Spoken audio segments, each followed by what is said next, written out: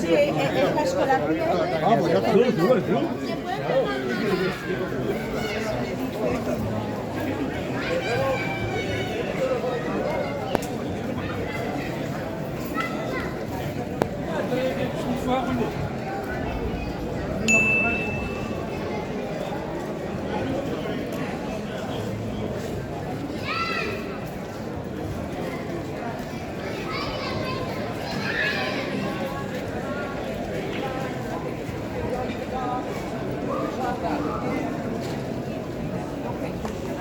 ¿Qué clase te ha tocado?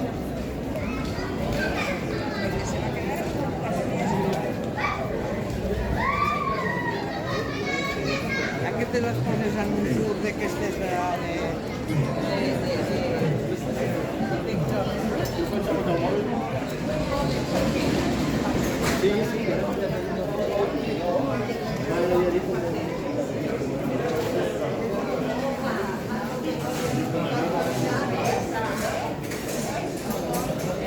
I think you've been better than that.